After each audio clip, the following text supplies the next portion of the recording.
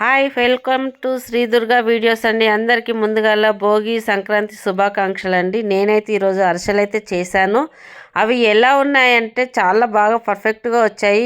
ఈ కొలతలతో చేస్తే మీకు కూడా కరెక్ట్గా వస్తాయండి. నేనైతే రేషన్ బియ్యం 1 కిలో అయితే తీసుకొని 3-4 సార్లు మంచిగా వాష్ చేసుకొని 24 అవర్స్ అయితే నానబెట్టుకున్నానండి.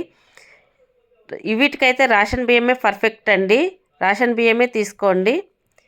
24 అవర్స్ తర్వాత నేను ఇలా ఒక చిల్లు గిన్నె అయితే తీసుకొని అందులో అయితే ఒక 1 అవర్ అయితే ఇలా ఆరబెట్టుకున్నాను. తర్వాత ఒక పొడి బట్ట తీసుకొని దాని మీద కూడా కొంచెంసేపు ఆరబెట్టుకొని అయితే పక్కన పెట్టుకున్నానండి.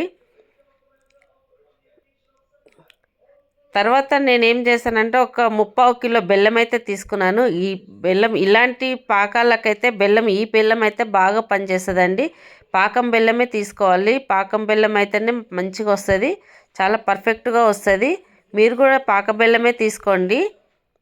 నేను కిలో బియ్యానికి 3/4 కిలో బెల్లం అయితే తీసుకున్నానండి. తర్వాత నేను బియ్యం అయితే మిల్లుకు తీసుకెళ్ళి అక్కడైతే బియ్యం అయితే ఆడించుకొని తీసుకొని వచ్చాను. నేను బెల్లాన్ని మొత్తం తురిమానండి. తురుముకొని ఒక స్టవ్ మీద ఒక గిన్నె అయితే పెట్టుకున్నాను. గిన్నె పెట్టుకొని అందులో అయితే బెల్లం మొత్తం వేసేసి నేను ఒక గ్లాస్ వాటర్ అయితే పోసానండి. మీరు కూడా ఇలా సరిగ్గా కొలతలతో చేసుకుంటే పర్ఫెక్ట్గా వస్తుంది. గ్లాస్ నీళ్ళు అయితే పోసి నేనైతే కలిపాను. ఈ బెల్లం మొత్తం కరిగిపోవాలండి, కరగాలి మంచిగా. చూడండి, నేను చేసిన విధంగా మీరు చేయండి. పర్ఫెక్ట్ కొలతలతోటి చేస్తే రాని వాళ్ళు కూడా ఈజీగా చేసుకోవచ్చండి. ఇది రాదు అన్నది ఏమి ఉండదండి. ఎవరైనా చేసుకోవచ్చు ఈజీగా. ఈ కొలతలతోటి మీరు చేస్తే కనుక పర్ఫెక్ట్గా వస్తుంది. బెల్లం మొత్తం కరిగే వరకు ఇలా మనం చేయాలి. తర్వాత ఒక స్ట్రైనర్ అయితే తీసుకొని ఇంకొక గిన్నెలో వడగట్టుకోవాలి. ఎందుకంటే అడుగు ఏమన్నా చెత్త గిట్లా ఉంటే ఆ స్ట్రైనర్లో వచ్చేస్తుంది, మనకు ఫ్రెష్ పాకం అయితే వస్తుంది. చూడండి, నేనైతే ఇలా స్ట్రైనర్ తీసుకొని అయితే పాకం అయితే వడగట్టుకున్నాను.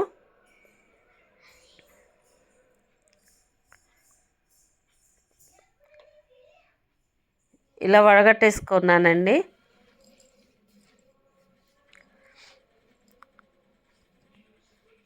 మనకు పాకం కరెక్ట్గా పర్ఫెక్ట్గా రావాలంటే పాక బెల్లం ఉంటుందండి. మామూలు బెల్లం అయితే అది ఉప్పు తీయగా ఉంటుంది, అది కరెక్ట్గా ఉండదండి. ఇలాంటి బెల్లం అయితేనే కరెక్ట్.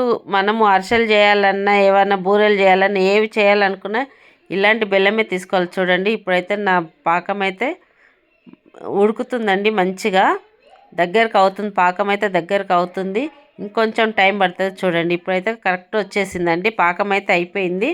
ఇలా పాకం పట్టడానికి ఒక 15 నిమిషాలు అయితే పడుతుందండి. ఈజీగా కరెక్ట్ పాకం రావాలంటే 15 నిమిషాలు ఖచ్చితంగా పడుతుంది. చూడండి, నీళ్ళల్లో వేస్తే ముద్ద కావాలండి పాకము, అప్పుడైతే పర్ఫెక్ట్ వచ్చినట్టు. చూడండి, ముద్ద వచ్చేసింది. చేతికి ఇట్లా మనం పట్టుకుంటే ముద్ద అవ్వాలి. ఇప్పుడైతే పర్ఫెక్ట్ వచ్చినట్టేనండి పాకం అయితే. ఇందులో నేను ఒక 100 గ్రాముల నెయ్యి అయితే పోసుకున్నానండి. అరిసెలు చాలా బాగా ఉంటాయి, టేస్ట్గా ఉంటుంది. కొంతమందికి నెయ్యి ఇష్టం లేకపోతే స్కిప్ చేసేసేయండి. నేనైతే నెయ్యి అయితే పోసుకున్నాను. ఇప్పుడు గిన్నె కింద పెట్టుకొని స్టవ్ మీద చేయడానికి రాదు కాబట్టి నేనైతే గిన్నె కింద పెట్టుకొని మా పాప నేను ఇద్దరం కలిసి చేస్తున్నాము. ఇలా కొంచెం కొంచెం వేసుకుంటూ కలుపుతూ ఉండాలండి, ఉండలు లేకుండా మంచిగా కలపాలి. చూడండి, మెల్లమెల్లగా కలుపుకోవాలి. ఒకసారి అంతే వేస్తే కలవదు, ప్రాబ్లం అవుతుంది. కలపడానికి చాలా టైం పడుతుందండి. ఇలా కొంచెం కొంచెం పిండి వేసుకుంటూ కలుపుకుంటుండాలి, మెల్లిగా కలుపుకోవాలి, ఎక్కువసేపు అయితే కలుపుకోవద్దు. నా ఛానల్ చూడని వాళ్ళైతే నా ఛానల్ చూసి సబ్స్క్రైబ్ చేసుకోండి, లైక్ చేయండి, షేర్ చేయండి, కామెంట్ చేయండి. ఎలా ఉందో నాకైతే కామెంట్ అయితే మీరు చేయాలి, ఓకేనా అండి. చూడండి, ఇలా మేము ఒక 10 నిమిషాలు అయితే కలిపామండి. ఎందుకంటే అస్సలు ఉండలు లేకుండా చూసుకోవాలి కదా. ఒక 10-15 నిమిషాలు అయితే ఇలాగే కలిపాము మేము. బాగా అయితే కలపాలి, ఉండలు అస్సలు ఉండొద్దు. పిండి ఉండలు ఉంటే అస్సలు బాగోదు, పగిలిపోతుంది. ఒక్కోసారి ముఖం మీద కూడా నూనె చిల్లుతుంటుంది. మనం కొంచెం జాగ్రత్తగా కలుపుకోవాలి దీనైతే. ఇది మనం ఎంత బాగా కలుపుకుంటే అరిసెలు అంత బాగా పర్ఫెక్ట్గా వస్తాయండి. చూడండి, మేమైతే చాలాసేపు అయితే కలిపాము. ఇప్పుడైతే ఓకే అయిపోయిందండి. నేను కొంచెం నెయ్యి వేసుకున్నామండి. ఇంకొక 50 గ్రామ్ నెయ్యి అయితే వేసేసాను నేను. ఎందుకంటే అరిసెలు బాగుంటాయని, మంచిగా వాసన స్మెల్ తినడానికి కూడా టేస్ట్ బాగుంటుందని నేను నెయ్యి వేసానండి ఇంకొంచెము. ఇదైతే కొంచెం చల్లగా కావాలండి, వేడి మీద అయితే రావు అరిసెలు, మొత్తం చల్లగా కావాలి. అలానే నేను ఒక హాఫ్ అన్ అవర్ పక్కనైతే పెట్టేసుకున్నాను. దీన్ని కలుపుతుంటేనే గట్టిగా అవుతుంది చూడండి. ఇగో మనం మొత్తం అయిపోయిన తర్వాత మనం తీసి పక్కనైతే పెట్టేసుకోవాలి. నేను అందులోకి నువ్వులు అద్దడానికైతే నువ్వులు గసగసాలు అయితే తీసుకున్నాను. మీద నువ్వులు అద్దాలి కదా, నేనైతే బాగా రోస్ట్ అయితే చేశాను. నువ్వులైతే మంచిగా రెడ్గా వేయించుకోవాలండి, మంచిగా పటపట అనేటట్టు వేయించుకోవాలి. మీరు బాగా వేయించుకోండి. తర్వాత ఇవి వేయించిన తర్వాత గసగసాలు నువ్వులు 2 వేయించిన తర్వాత కొన్ని వాటర్ అయితే వేయండి. ఎందుకంటే మనము అరిసెలకు అద్దినప్పుడు ఏమవుతుందంటే ఈ నువ్వులు అనేది ఇచ్చుకపోతుంది. ఇచ్చుకపోకుండా నువ్వులు కొన్ని వాటర్ వేసి ఇట్లా కొంచెం లైట్ ముద్దలాగా చేసి పెట్టుకోండి. తర్వాత నువ్వులు అద్ది ఇట్లా అరిసెను అయితే చేయండి. మాదైతే ఫస్ట్ అరిసె అయితే కొంచెం అలా వచ్చింది. ఓకే, నాకు అరిసెలు వస్తే పీట లేదండి, నేను తెచ్చుకోలేదు.